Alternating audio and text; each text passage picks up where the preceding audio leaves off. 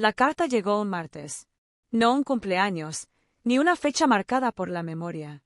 Un martes cualquiera, de esos que pasan sin dejar huella. El sobre no llevaba remitente, pero reconocí al instante la caligrafía. Era la de mi padre. Trazos rectos, secos, como si hasta las letras le obedecieran por miedo. Lo abrí en silencio, de pie en la cocina. Dentro, una hoja blanca con apenas una frase, centrada, sin firma ni saludo. No intentes venir a la reunión familiar. Eso. Nada más. Ningún lo sentimos, ninguna explicación. Ningún rastro de humanidad. Sentí que el aire en la habitación se volvía más denso, pero no tragué saliva. No lloré. No grité. Solo me quedé de pie, con los dedos aún sujetando el papel como si fuera una amenaza que no podía soltar. Fui hasta el sofá, dejé la carta sobre la mesa, tomé el móvil y escribí 2 palabras. ¿Entendido? Nada más. No sé cuánto tiempo pasó después de eso. El reloj marcaba las 4:03, pero mi cabeza parecía haberse detenido en otra época. En otro lugar donde aún tenía familia. No revisé el buzón esperando algo más. No llamé. No reenvié la carta a mi madre. No pregunté si alguien más la había recibido. Simplemente me senté, respiré hondo y, por primera vez en años, sentí algo que no era tristeza ni enojo. Era claridad. No me habían expulsado. Solo me habían puesto por escrito lo que llevaba años intuyendo. Mi nombre es Sofía Aguilar, tengo 34 años, y soy, o fui, la hija menor de Domingo Aguilar. Él construyó Aguilar y Hijos, un pequeño imperio de distribución de materiales de construcción que arrancó con una furgoneta vieja y 2 manos duras. Hoy tiene 6 almacenes en toda la Comunidad Valenciana, y lleva su apellido estampado en cada camión, factura y uniforme. Mi madre, Josefina, siempre estuvo ahí, pero nunca del todo. Su presencia era suave, decorativa. Sonrisas en la mesa, silencio en las reuniones. Mis hermanos, Martín y Ramiro, crecieron como príncipes de un reino de cemento y ladrillos. Ellos eran los hombres del futuro, como decía papá, y yo era la nena que ayuda. Siempre fui útil. Nunca fui visible. Recuerdo la primera vez que me sentí realmente desplazada. Fue en una comida de domingo. Tendría unos 17 años. Estaba en plena selectividad y acababa de recibir la noticia de que había entrado en la Universidad Autónoma de Barcelona, en Economía. Lo dije con ilusión. Mamá sonrió. Papá no levantó la vista del plato. ¿Y eso para qué te sirve si ya tienes aquí un lugar? Murmuró mientras cortaba el jamón. Es que, me interesa la logística. Y estudiar allá puede abrirme puertas, dije, bajando el tono. Martín se rió. Ramiro me lanzó una servilleta enrollada. Anda, Sophie. La logística ya la tienes aquí. ¿O crees que esos pedidos se organizan solos? Silencio. Papá se sirvió más vino y dijo, sin mirarme. No necesitamos universitarias. Necesitamos manos leales. Y eso fui durante más de una década, lealtad con piernas, manos y voz apagada. Regresé de Barcelona después de graduarme. No por fracaso, ni por nostalgia, sino porque mi padre me lo pidió. Me llamó una tarde y me dijo: estoy ampliando el negocio. Necesito a alguien de confianza para el almacén de Castellón. No quiero a extraños. ¿Extraños? Esa palabra siempre flotaba como una amenaza. En nuestra familia, confiar en alguien fuera del apellido Aguilar era una traición. Yo volví. Con títulos, con proyectos, con ilusión. Me dieron una oficina minúscula entre estanterías de hormigón. Y una tarea, revisar albaranes. Sin sueldo claro. Sin contrato. Pero con la promesa, lo estás haciendo por la familia. Pasaron los años. Mi rol creció, pero mi voz no. Me encargaba de todo lo invisible, pagos a proveedores, conciliaciones bancarias, ajustes logísticos. Mientras mis hermanos aparecían en las fotos de prensa local, yo pasaba noches en vela cuadrando balances. Nunca protesté. Nunca pedí más. Hasta que un día, hace 2 años, papá convocó a una comida especial. Fue la única vez en años que me habló con tono urgente. Necesitamos tu firma, Sofía. ¿Para qué? Un préstamo para la nueva nave en Alicante. 180.000 euros. ¿Y por qué yo? Porque tú tienes el historial limpio. Eres de fiar. Es solo un trámite. No hubo discusión. No hubo tiempo. El documento ya estaba sobre la mesa. El bolígrafo, destapado. Lo firmé. No por miedo. Ni siquiera por lealtad. Lo firmé porque, en el fondo, aún creía que algún día me mirarían como parte de algo. Que pertenecer tenía precio. Que ser útil me haría imprescindible. ¡Qué ingenua! Y ahora, con esa carta sobre la mesa y la respuesta enviada, entendía lo que siempre había sido cierto. No me echaron de la familia. Solo confirmaron oficialmente que nunca estuve realmente dentro. Desde pequeña aprendí a no hacer ruido. Mientras mis hermanos correteaban por los pasillos, lanzaban pelotas contra las paredes y hacían estallar la casa en risas, gritos o rabietas, yo me movía como una sombra entre las sillas, recogiendo vasos vacíos, doblando manteles, escuchando más de lo que hablaba. No porque alguien me lo ordenara directamente, sino porque el espacio que me dejaban era ese, el de no molestar. Papá decía que yo tenía la cabeza fría, que era organizada, tranquila. Lo decía como si fueran cumplidos, pero en realidad eran etiquetas para justificar que no había lugar para mí en el ruido del protagonismo masculino que reinaba en casa. Martín, el mayor, siempre fue el líder natural. Guapo, seguro, fanfarrón desde la cuna. Se convirtió en la imagen pública del negocio desde los 20 años, el hijo que acompañaba a papá en las ferias, que daba entrevistas, que repartía apretones de mano a proveedores como si fueran votos. Ramiro, el del medio, era la versión rebelde. El que llegaba tarde, discutía con los profesores, se gastaba el dinero de la caja chica en cenas con amigos, pero que siempre encontraba excusas que papá aplaudía. Tiene carácter, decía con media sonrisa, como si el desorden fuera una virtud heredada. Yo traía las cuentas exactas, las facturas archivadas, los horarios cumplidos. Nadie aplaudía eso. En el instituto, me volví adicta a los reconocimientos externos. No porque me sintiera especial, sino porque en casa el silencio era total. Cada nota perfecta era una esperanza diminuta de que papá levantara la vista. Pero nunca lo hizo. En la entrega de diplomas, no fue. Mamá fue sola, se sentó en la tercera fila, aplaudió bajito y me dio un beso tibio al salir. No te lo tomes a mal, hija, me dijo. Tu padre está en plena auditoría. Es un mal momento. Siempre era un mal momento. Durante los veranos, mientras mis amigas viajaban o hacían cursos de idiomas, yo trabajaba en el almacén de Sagunto. Revisaba pedidos, atendía proveedores, contestaba el teléfono. Un día, con apenas 16 años, el encargado no vino y me dejaron sola. Ese día gestioné 42 entregas sin ayuda. Al final, el chofer más viejo del equipo me miró y dijo: «Para no ser hombre, tienes mano de jefe». Me reí, sin saber si era un insulto o un elogio. A los 18 ya conocía de memoria el sistema de stock, las rutas de distribución y los márgenes de ganancia de cada proveedor. A los 22, me ofrecieron una beca para hacer un máster en Rotterdam. Cuando lo conté en casa, papá ni siquiera levantó la mirada del periódico. ¿Y eso en qué ayuda a la empresa?, preguntó, sin esperar respuesta. Decidí quedarme. No porque no quisiera irme, sino porque sentía que si me alejaba, desaparecería para siempre de su radar. Como si mi única posibilidad de ser tenida en cuenta fuera estando cerca, esperando, cumpliendo. El día que me ascendieron, fue en realidad una renuncia.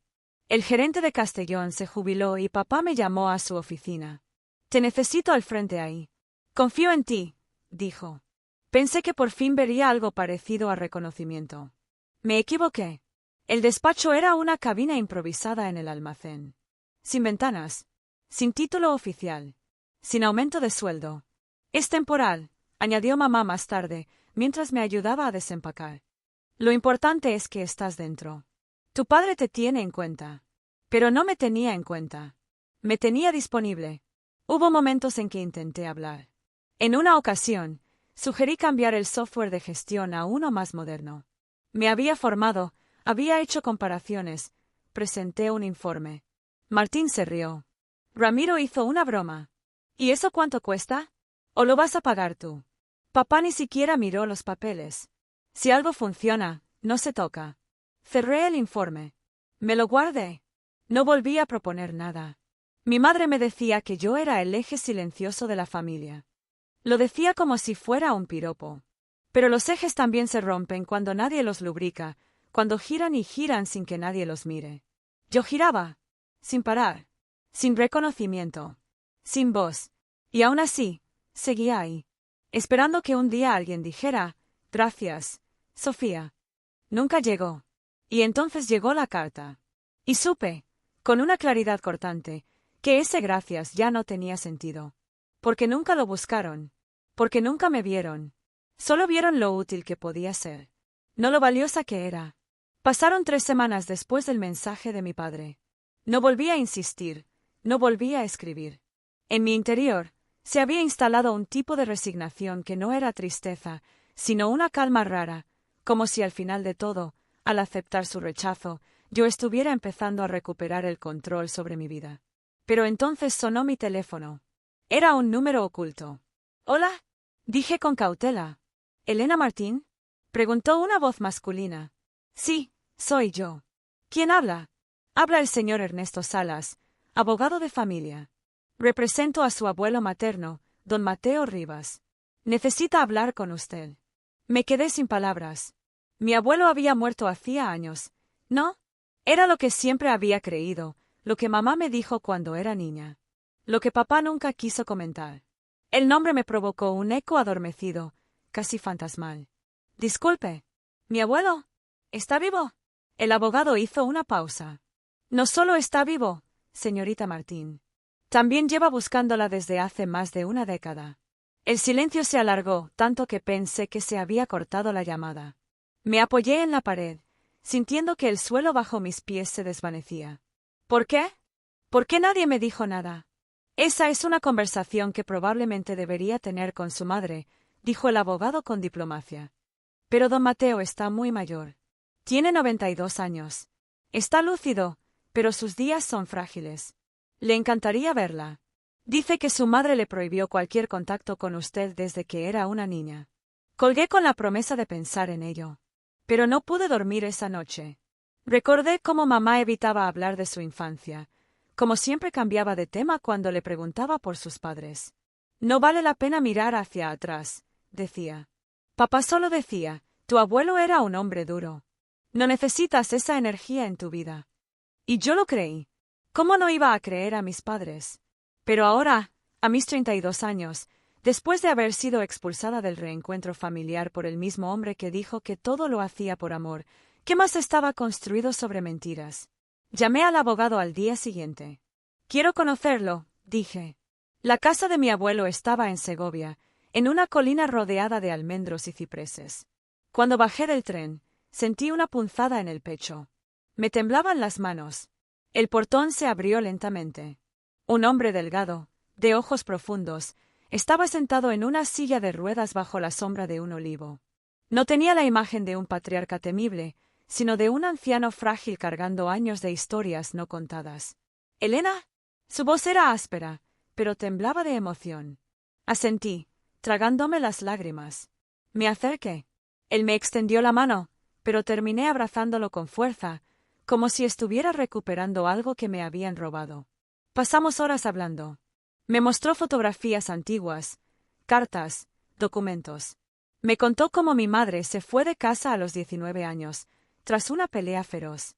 Cómo él trató de buscarla cuando supo que había tenido una hija, pero fue bloqueado por todos los medios posibles.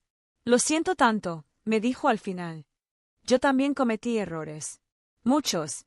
Pero nunca dejé de pensar en ti. Tu madre, ella cargaba una rabia que nunca entendí. Pero tú no tienes que heredar eso. No más». Fue como ver el otro lado de una pintura que siempre me pareció incompleta. Volví a casa con una mezcla de dolor y esperanza. Y al entrar a mi pequeño apartamento, encontré algo que me dejó helada. Una carta. Sin remitente. La abrí con manos temblorosas. Sabía que ibas a desobedecer. Siempre fuiste igual. No te bastó con destruir a tu madre. Ahora también buscas revolver el pasado. No cuentes conmigo. No más. Papá. Era su letra. Su furia seca. Su necesidad de control. Y fue en ese momento, entre las palabras cortantes de su carta y el calor del abrazo de mi abuelo, que entendí algo profundo. La familia no se define por el apellido ni por la sangre.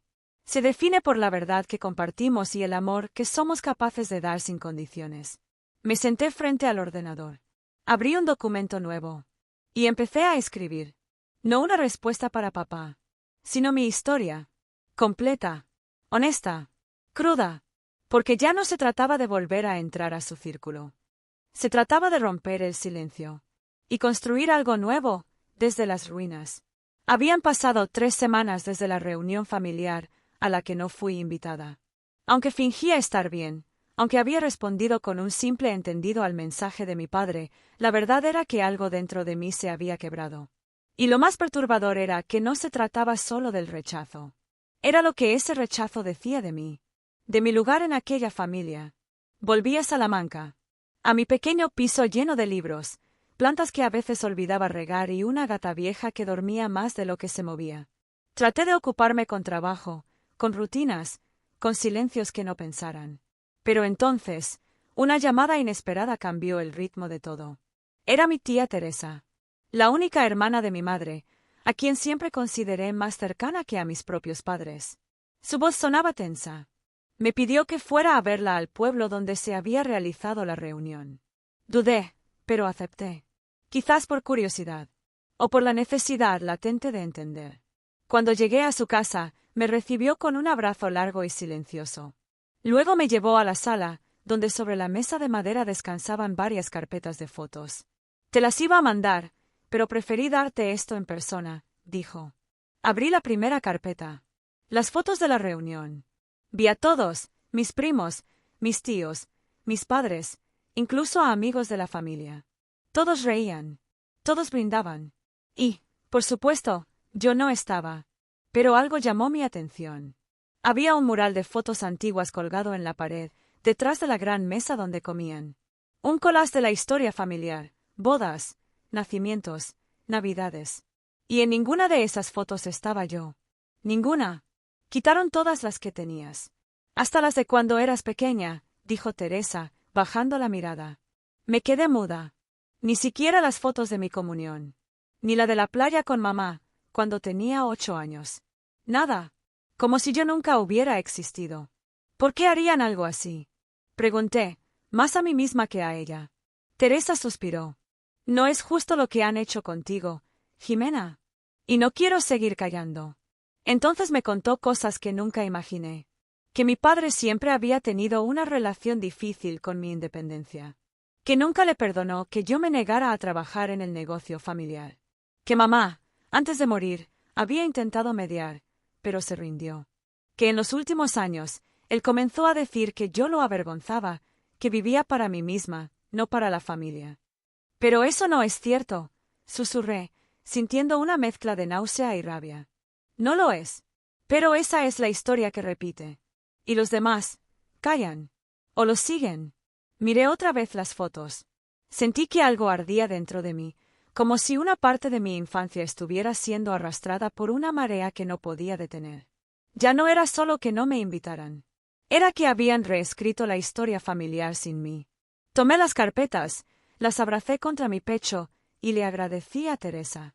Cuando me despedí, me dijo algo que no olvidaré. La sangre no lo es todo. Lo que tú elijas construir ahora, eso será tu verdadera familia. Esa noche no dormí. Miré cada foto, cada vacío, cada sonrisa que yo no conocía. Y empecé a entender que mi historia no iba a terminar como ellos querían. Porque yo aún tenía voz. Y estaba decidida a usarla. 2 semanas después de la última conversación con mi padre, ese silencio frío que dejó el mensaje entendido, mi móvil sonó con un número desconocido. No esperaba a nadie, así que dudé antes de responder. Al otro lado, una voz femenina, educada pero seca, se presentó como Marta, asistente legal de la notaría Rodríguez y Campos, en Madrid. Señora Vega, dijo con tono neutro, su nombre aparece en la documentación testamentaria del señor Lorenzo Vega. Necesitamos concertar una reunión con usted.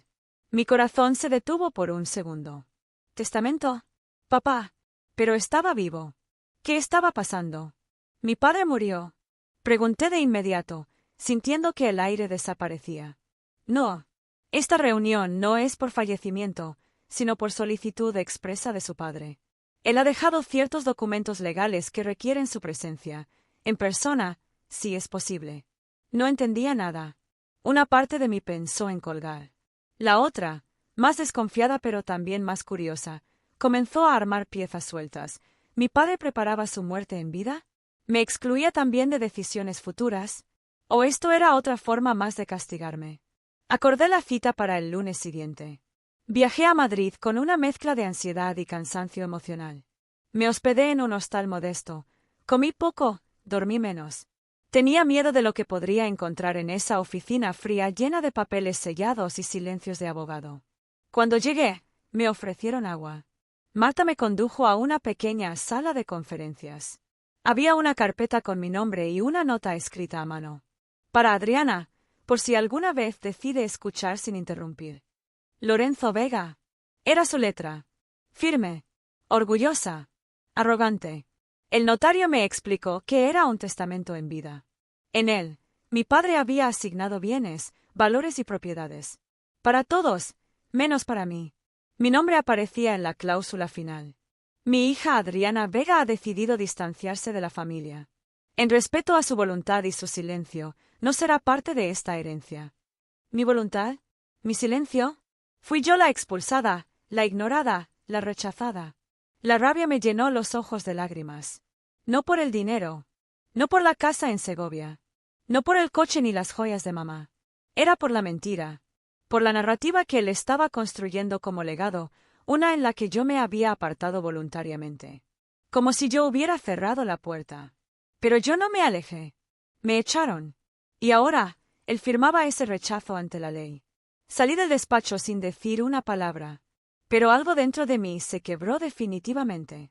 Ya no esperaba nada. Ya no dolía igual. Una semana después, todavía procesando lo ocurrido, recibí una invitación inesperada, un correo electrónico de mi prima Teresa. Decía: Adriana, no entiendo lo que pasó entre ustedes, pero mamá quiere verte. Viene a Madrid la próxima semana. ¿Te gustaría cenar con nosotras? Me tomó horas responder. La familia de mi tía Nuria siempre fue más distante, pero jamás cruel. Recordaba los veranos en su casa del norte, cuando jugábamos a hacer obras de teatro con sábanas viejas y ensayos en el patio. Teresa y yo fuimos casi hermanas un tiempo. Accedí. La cena fue en un restaurante pequeño en Lavapiés, acogedor, con luces tenues y olor a pan recién hecho. Teresa me abrazó fuerte al llegar, y su madre me besó las mejillas con ternura. Durante la comida, no hablamos de mi padre. Hablamos de literatura, de películas, de trabajo. Fue reconfortante. Hasta que Nuria dejó el tenedor, me miró a los ojos y dijo: Adriana, ¿sabes que Lorenzo estuvo muy enfermo hace 2 años? Pensamos que no saldría de esa. Negué con la cabeza. Nadie me había dicho nada. Después de eso, cambió. Se volvió más controlador. Obsesivo con el legado, con la imagen. Quería reescribir la historia de la familia, incluso la de tu madre. No me sorprende, dije con una risa amarga. También intentó borrar la mía. No lo logró, respondió Teresa con una sonrisa suave. Estamos aquí. La cena terminó con abrazos y lágrimas discretas. Salí caminando por las calles de Madrid sabiendo algo importante: mi historia no estaba sola. Otros habían visto, otros habían sentido. No todos eran cómplices del silencio. Y, por primera vez en mucho tiempo, no me sentí exiliada. Me sentí libre. El día de la reunión familiar finalmente llegó. No me invitaron oficialmente, claro. Pero sabía que ocurriría. Las fotos en redes sociales, los comentarios en el grupo familiar del que me eliminaron hace meses, todo apuntaba al mismo lugar, el caserón de campo en Ávila, propiedad de los abuelos antes de morir. Decidí no aparecer sin más. No iba a irrumpir en un banquete como una sombra. No era una película de venganza. Pero sí envié algo. Una carta. Escrita a mano, como las que él solía redactar. Papá, he entendido tu mensaje. No intentes venir. No intentes volver. No intentes amar sin memoria ni responsabilidad. Yo no busco tu perdón. Solo tu verdad. Y como sé que nunca llegará, dejo aquí la mía. Dentro del sobre, añadí una foto. Era la única que conservaba con él, yo sobre sus hombros en una playa, con 5 años, riendo. La última vez que recuerdo haberlo admirado sin miedo. Se la entregué a un viejo amigo de la familia, que aún me apreciaba. Me prometió que la pondría en sus manos. Pasaron 3 semanas sin respuesta. Hasta que llegó un sobre con mi nombre. Dentro, solo había una hoja. Con una frase, escrita torpemente a mano. No supe ser padre, pero supe ser orgulloso. Y eso nos costó demasiado. Sin firma, sin disculpa directa, pero suficiente para entender que, aunque tarde, algo se había movido. No lo llamé, no lo busqué. No fui a su funeral cuando meses después falleció. Pero fui libre. Y eso fue mi herencia.